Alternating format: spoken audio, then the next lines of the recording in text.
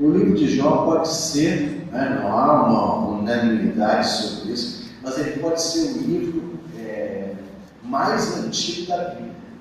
Não assim, em cronologia, é claro que o Gênesis é primeiro, mas pode ser a escrita mais antiga de toda a Bíblia, pode ser o livro de Jó. Só para curiosidade, Jó capítulo 2, versículos de 11 a 13. Diz assim a palavra do Senhor na Nova Versão Internacional. Quando 3 amigos de Jó, Elifaz de Temã, Bildade de Suá e Zofar de Naamate, souberam de todos os males que o haviam atingido, saíram cada um da sua região. Combinaram encontrar-se para juntos e lhe mostrar solidariedade a Jó e consolá-lo. Quando o viram à distância, mal puderam reconhecê-lo e começaram a chorar em alta voz. Cada um deles rasgou seu manto e colocou terra sobre a sua cabeça. Depois os 3 se assentaram no chão com ele durante 7 dias e 7 noites. Ninguém disse uma palavra, pois viam como era grande o seu sofrimento. Só até aqui, irmãos. Senhor, fala conosco. A tua palavra é que fala a nós, Senhor. Eu li essa semana, na realidade foi anteontem, de um autor americano, dizendo que se nós queremos conhecer mais a Deus, nós precisamos cada vez mais ler sobre Cristo, estudar sobre Cristo, porque quem vê a Cristo vê a Deus. Então, Senhor, nós queremos aprender cada vez mais com a tua palavra. Nós queremos cada vez mais, Senhor, sermos cheios do teu Santo Espírito, meu Pai. Então, fala conosco através da tua palavra, através da Bíblia Sagrada, meu Pai. E assim, verdadeiramente, nós poderemos sempre estar andando no caminho correto e sermos abençoados pelo Senhor. E que isso seja feito em nome de Jesus Cristo. Amém e amém. O livro de Jó é um livro muito importante na Bíblia Sagrada e muito importante para cada um de nós, porque Jó, ele sofreu as mesmas coisas que nós sofremos. Jó sofreu da mesma maneira que nós sofremos. Ele foi atacado na sua família, ele perdeu todos os seus filhos numa atacada só, seus 10 filhos morreram. A sua mulher se revoltou contra ele, A sua mulher se revoltou contra Deus e se revoltou contra Jó, talvez achando que ele era culpado, de todas essas coisas ruins. Não estou criticando a mulher dele não, porque uma mãe perder 10 filhos no mesmo momento é para ficar meia tantã mesmo, Mas o fato é que ela virou-se para o seu marido e falou: amaldiçoa a Deus e morre. E Jó foi atacado na sua saúde também. Os amigos de Jó, quando chegaram, eles ficaram à distância e não reconheceram a Jó, porque Jó era um frangalho humano. Jó estava cheio de chagas purulentas, com pus, magro. Quando eles olham à distância, falam: quem é que é ali? Será que é Jó? Será que não é? Porque essa era a situação de Jó. Então ele ficou com a sua saúde debilitada. E em terceiro lugar, às vezes a nossa semelhança em alguns momentos da nossa vida, ele também foi atacado nos seus bens materiais. Na sua vida financeira, ele perdeu tudo que ele tinha. Um homem riquíssimo, ele se tornou praticamente um homem, não se tornou miserável, mas se tornou um homem pobre, porque ele perdeu todos os seus animais, também de uma hora para outra. E sem ele saber, quando a gente lê o livro de Jó para nós hoje, ele se torna um livro assim muito tranquilo de leitura, porque nós sabemos tudo o que está acontecendo, não é? Quando a gente lê a introdução e o primeiro capítulo primeiro, a gente já fica sabendo de todo o enredo da história, né? Sabe de tudo. E se a gente vai lá no finalzinho do livro de Jó, a gente já vai saber como é que acabou tudo, né? É a mesma coisa que você ver um filme na televisão, saber como começa e como termina, não tem muita graça. Então, todo esse sofrimento que Jó passou, né, passa por nós, às vezes, de maneira um pouco desapercebida, mas não para Jó. E eu falo que é importante para nós, né, porque, assim como Jó, muitas das vezes a gente não sabe o que a gente está passando certas coisas, né? O problema do sofrimento, irmãos, né, não é que a gente estranhe o sofrimento, principalmente nós cristãos, né? A gente é criado desde pequeno, bom, éramos criados, né? Hoje mudou a criação toda, né? Hoje mudou, né? Mas na minha época, né, e que é mais aqui, né, tem uns 40 anos, alguma coisa assim, também já, na minha época a gente era ensinado de criança que se a gente fizesse alguma coisa errada, seria punido. Não era assim? A gente fazia alguma travessura, a gente fazia alguma coisa errada, a gente era punido pelo pai, a gente era punido pela mãe, a gente era punido pelo professor, né, na escola e etc. Então, hoje não, mas não pode fazer nada, né? Mas ele falou que antigamente era assim, então era uma coisa que está dentro de nós, né? A gente sabe, se nós fizermos coisas erradas, pelo menos sabíamos, né, que se nós fizermos coisas erradas, nós vamos ser punidos. Então esse não é o maior problema, pelo menos para a minha geração e para a geração que tem 40 anos de idade, aí não é ainda um problema, não é? O problema que nos perturba, me perturba, e eu falo sinceramente, né, me perturba os filhos de Deus, é que muitas e muitas vezes, a gente vê pessoas que fazem coisas erradas serem elogiadas, e pessoas que fazem coisas certas sendo mal faladas ou sendo punidas. A gente vê um ladrão, a gente vê um assassino, né? A gente vê pessoas perversas, com uma vida abundante financeiramente falando, morando em apartamentos de luxo, morrendo velhos, com idade, né? Às vezes morrendo de velhice, fizeram tudo de errado na vida e não passaram por sofrimentos. E às vezes você vê uma pessoa de Deus, uma pessoa que segue os caminhos de Deus, e essa pessoa tem câncer nova. E essa pessoa tem problema na família, às vezes. Às vezes tem problema com os filhos, às vezes tem problema com o marido, às vezes tem problema com a esposa, às vezes tem problema com o pai, às vezes tem problema com a mãe, às vezes tem problema com o irmão de sangue. E é esse tipo de coisa, irmãos, que verdadeiramente, não é? Às vezes nos confunde.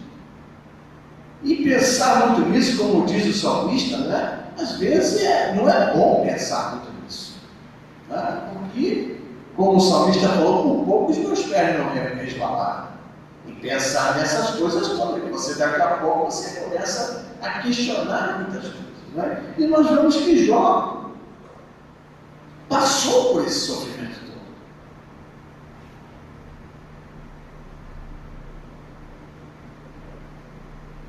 E deixou Jó, às vezes, perplexo.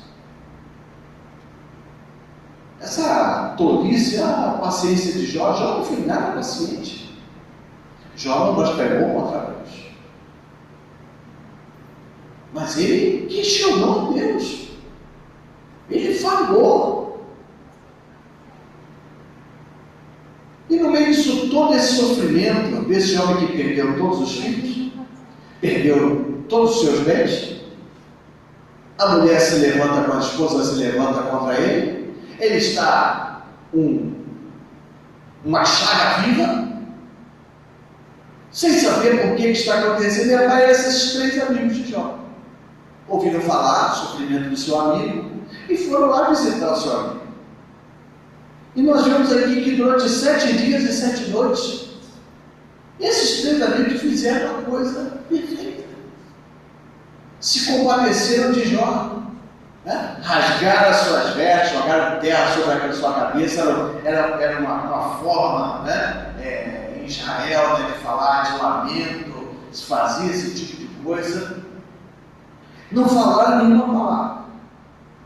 Só que depois que passou essa semana, esses 3 amigos de Jó, né, tentam revelar para Jó por que Jó está sofrendo. Tentam dar uma de profeta. Tentam mostrar a Jó por que todo esse sofrimento. Afinal de contas, ele está sofrendo. Irmãos, isso é um problema gravíssimo na igreja evangélica. Gravíssimo.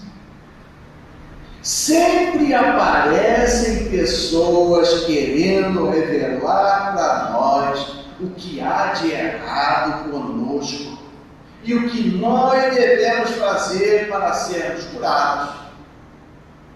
O que nós devemos fazer para ter dinheiro no bolso. O que nós devemos fazer para ter uma família linda e maravilhosa, cor-de-rosa, bonitinha. Sempre vai aparecer. E sempre com citação das Escrituras. Eu não tenho tempo aqui, também não é o objetivo dessa mensagem. Se você pegar, né, os discursos dos 3 amigos de Jó, eles não falaram uma palavra sequer que não estivesse nas Escrituras Sagradas. Eles falavam para Jó as coisas certas. No sentido que, olha, quem fizer coisa errada vai ser punido por Deus. Então, Jó, você está fazendo alguma coisa errada, porque você pode. Obviamente você está sendo punido por Deus.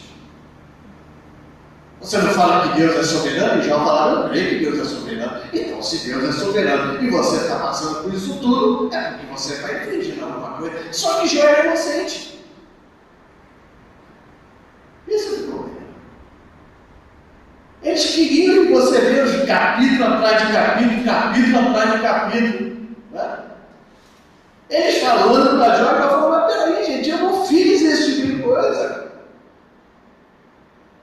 Ele falou, eu botei venda nos meus olhos nem para olhar para menina nenhuma, nem para outra mulher nenhuma, porque até disso eu acusava Jó.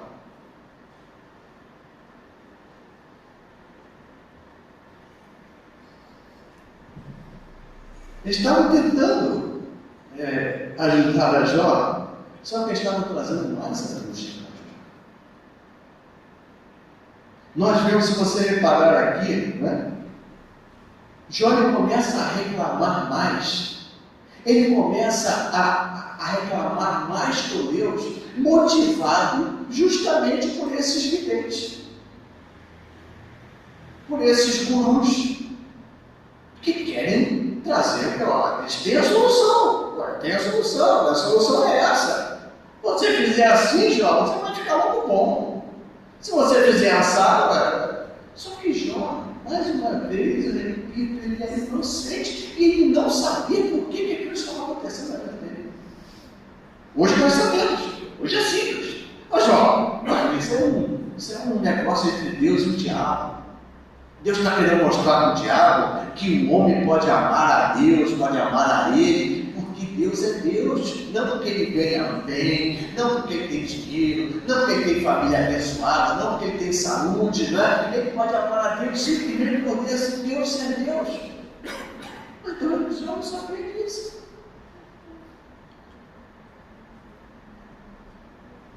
Irmãos, se você entrar na internet, você vai ver um monte de guru. Qual o feminino de guru, né? Gurua, né? Você vai ver um monte de gente dando receita para tudo. Você quer ficar, né? Eu tenho gordura no fígado. Você quer ficar sem gordura no fígado? Eu tenho para você uma receita que vai eliminar a sua gordura. Experimentando os limões, experimenta não sei o que, bate no liquidificador, toma não sei o que, e foi batata. Para tudo você tem negócio. Você tem receita para tudo. E você também tem receita evangélica para tudo na sua vida. Os gurus que aparecem por aí ensinando como você vai ficar bonito, como você vai ficar rico, como você nunca vai passar por uma cirurgia, como você vai ser curado, e etc. e tal. Só que isso causa mais problemas, mais desespero. Eu já preguei sobre isso algumas vezes, porque eu já vi isso. Eu já vi o sofrimento das pessoas quando um guru, não posso nem falar que é um pastor, quando um guru desses chega e fala: você vai ser curado, em nome de Jesus, eu profetizo isso, e a pessoa não é curada. Como essa pessoa, ela desaba. Porque ela se sente a pior das pessoas. Ela se sente que não é digna de ser curada. Ela não é digna de ter uma vida boa. Afinal de contas, o guru falou, né, que ela ia ficar boa, que ela não ficou boa, então o problema é dela. Irmãos, a palavra de Deus, sem a misericórdia de Deus, ela mata. A Bíblia Sagrada, sem a misericórdia da Bíblia Sagrada, ela mata. Paulo falou isso, a letra puramente ela mata, mas o Espírito, ele vivifica. Jesus disse o profeta Isaías, não precisa abrir a sua Bíblia não, Isaías 42, ele diz que ele viria, mas ele não esmagaria a cana quebrada e nem apagaria a torcida que fumega. Jesus sempre tinha uma palavra de misericórdia para as pessoas. Por mais que hoje eu falei de mulheres, né, aqui de manhã, né, por mais, né, você foi pega em adultério, foi, nem eu te condeno. Vai e não perde mais. Jesus não estava falando: olha, tudo bem, pode continuar adulterando, está tranquilo. Não, ele falou: olha, eu não vou te condenar. Vai e não perde mais. Você verdadeiramente não tem marido, porque você já teve 5 maridos. E o marido que você vem, que você está agora, a pessoa que trabalha, não é seu marido. Mas em momento que com Jesus, ele esmagava. Então, irmão, nós precisamos tomar muito cuidado. Essa é uma palavra de reflexão para nós. Nós precisamos tomar muito cuidado. Às vezes, para não nos parecermos com esses 3 amigos de Jó. Queremos descobrir por que a pessoa está passando por aquilo.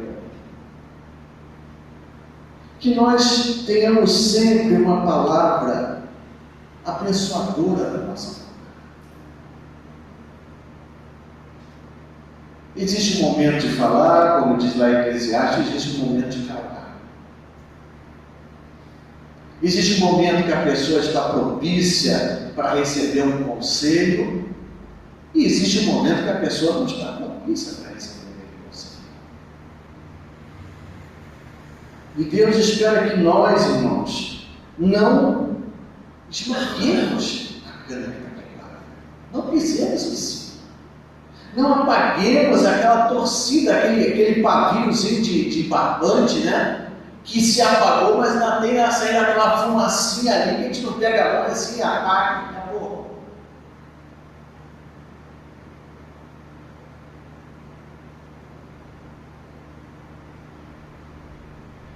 O interessante é, irmãos, essa mensagem é muito pequena.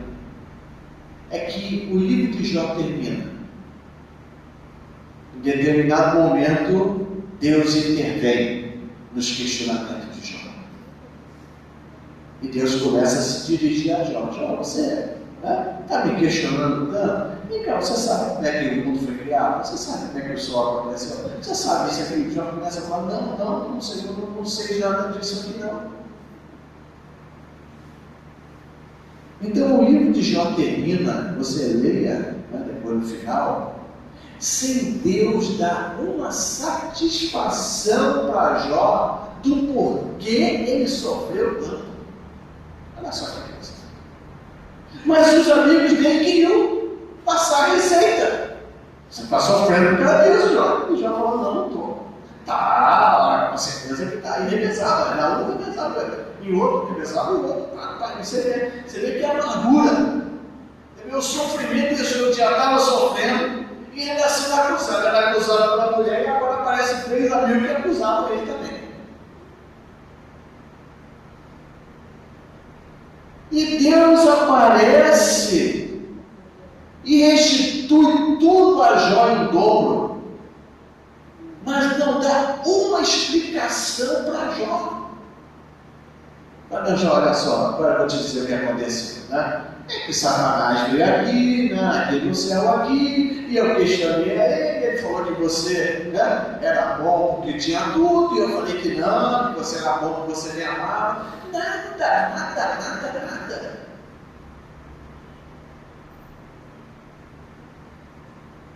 Deus não tem que dar satisfação para nós, gente.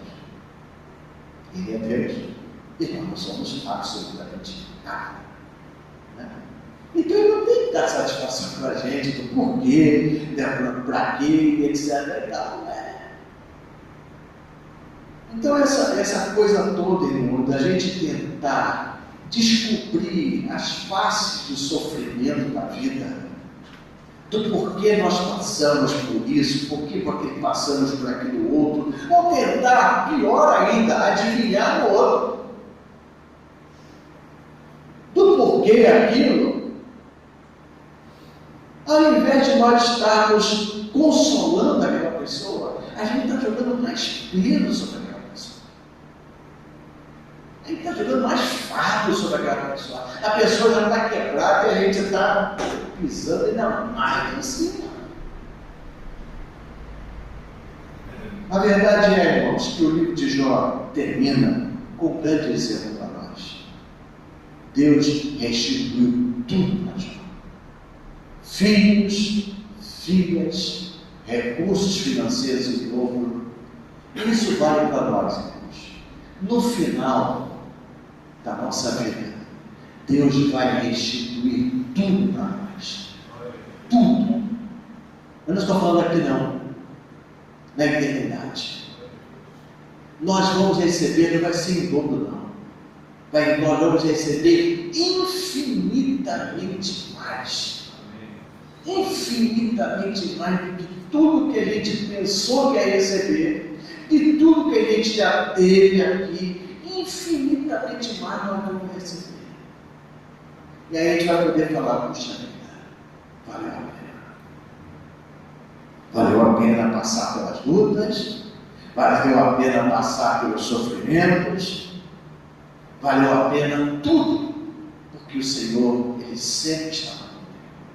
Sempre está comigo. Meu irmão, minha irmã, não importa o seu sofrimento, Deus está sempre contigo. Deus está sempre contigo. Consola o seu irmão, consola a sua irmã, consola as pessoas que não é irmão, não é irmã.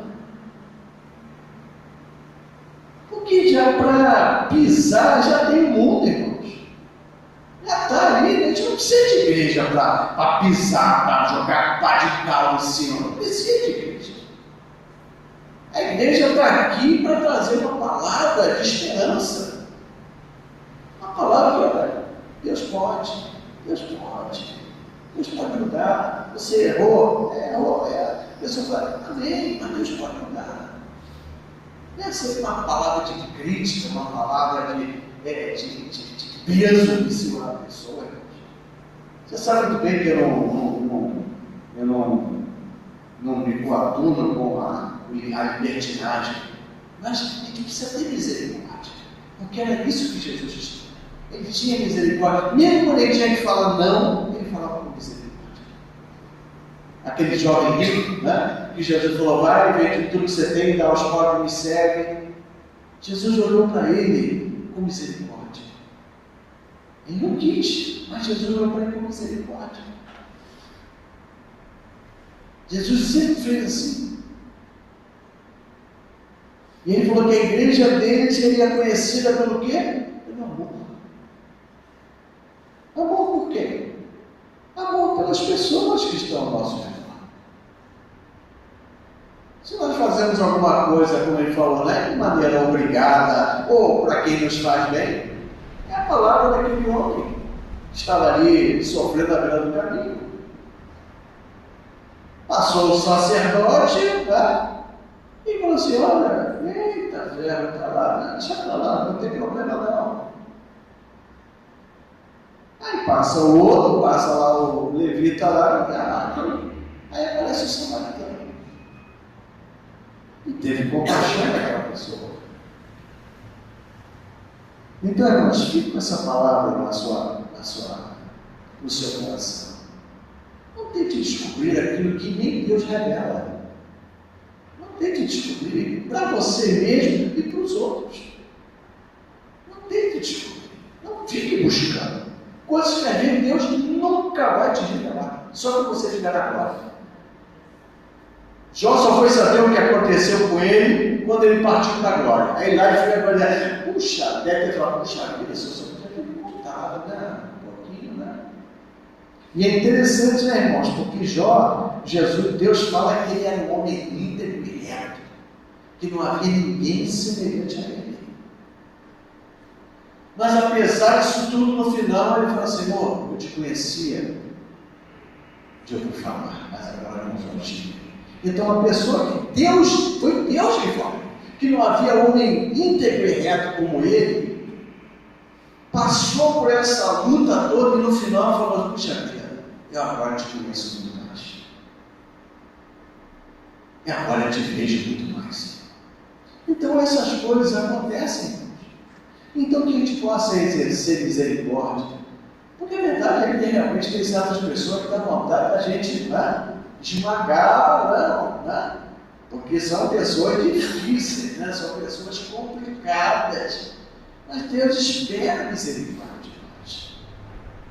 Deus espera que a gente tenha a palavra na boca, mas misturada com a misericórdia, misturada com a bondade dele. Uma palavra que sempre busca a restauração e não busca destruir a pessoa, não busca sepultar a pessoa. Uma vez, agora está vendo até a minha mente, né? Era lá na outra igreja, já acabei já, e eu recebi um casal na igreja que vinha de uma coisa complicada. Eu vou falar desses tempos assim. Era bastante complicado a vida pregressa do homem, e que agora já morava com a mulher, já tinha filho com essa mulher. E eu fui conversar com o bispo, um dos bispos, não fui conversar com o bispo primário, fui conversar com um dos bispos. Porque eu não sabia o que ia fazer. Que era realmente uma coisa complexa.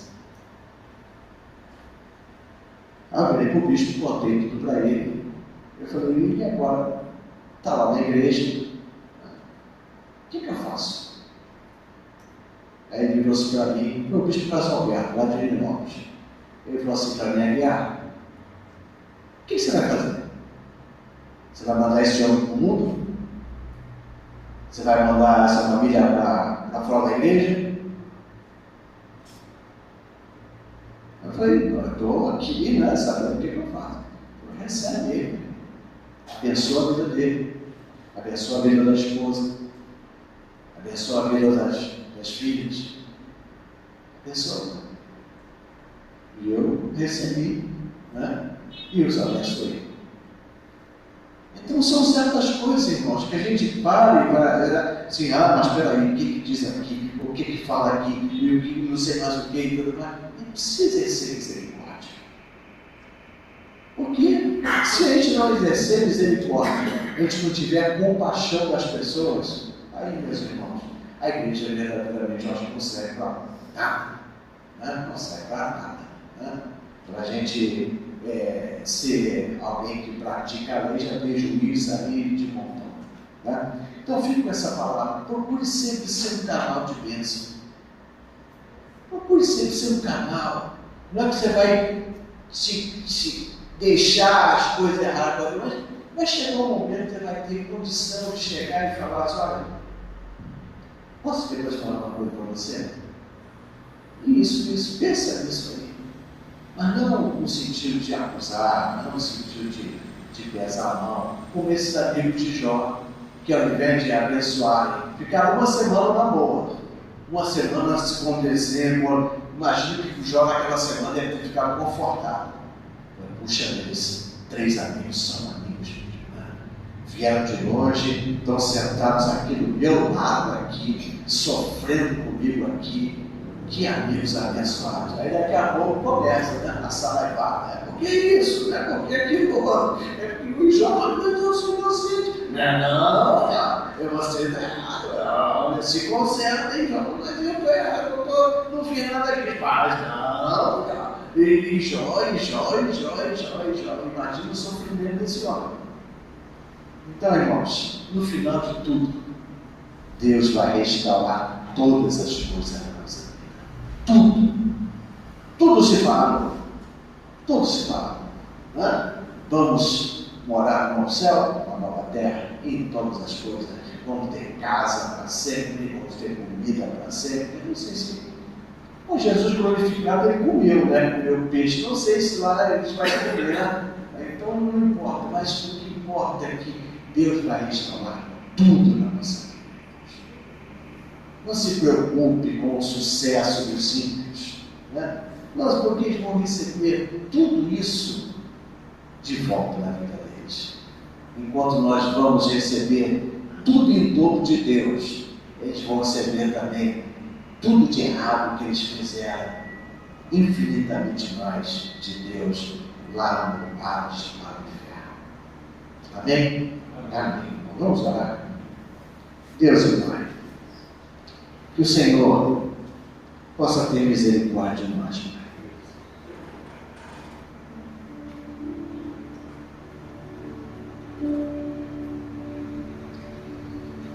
Nós sabemos muitas vezes, Pai, talvez nunca vamos saber, porque a nossa sabedoria é nada diante de Ti. Como Deus começou a questionar a Jó, falou: Jó, você sabe como é que eu criei isso tudo? Você sabe como é que eu criei o sol? Como é que eu criei as estrelas? Você sabe como eu criei os peixes do mar? E a resposta de Jó era sempre: não, Senhor, eu não sei. Eu não sei.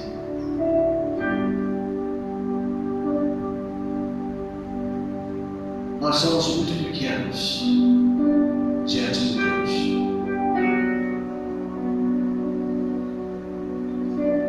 Mas nós podemos descansar nessa palavra de Isaías, que Jesus Cristo, Ele veio ao mundo não para esmagar a cana que estava quebrada,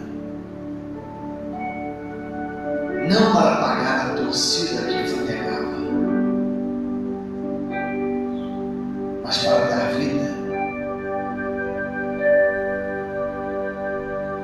E o lamento de Jesus foi exatamente esse sobre Jerusalém. Jerusalém, Jerusalém, que mata os profetas.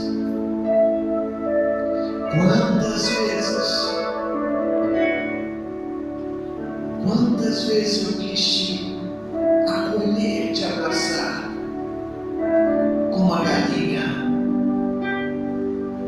acolhe os seus pintinhos debaixo das suas asas, mas vocês não quiseram.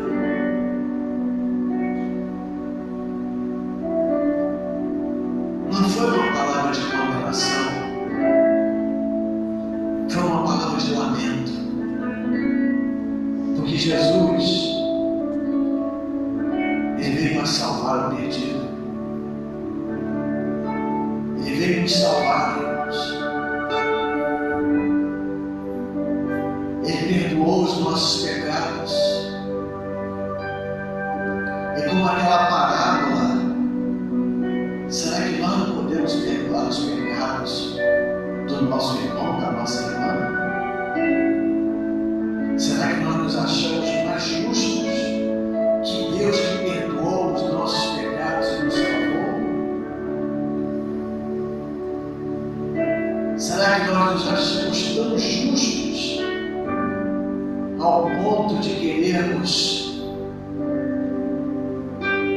diagnosticar o que a pessoa está fazendo de errado? Ah, Senhor, tem misericórdia de nós, Pai. Tem misericórdia de nós, Pai. Tem misericórdia de nós, Pai. Que nós possamos, Senhor, ser instrumentos para usar de misericórdia para com as pessoas que estão se perdendo.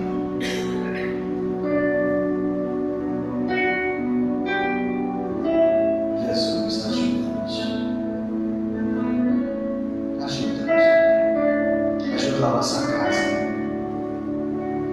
Ajuda a nossa família. Ajuda-nos. Em nome de Jesus. Amém.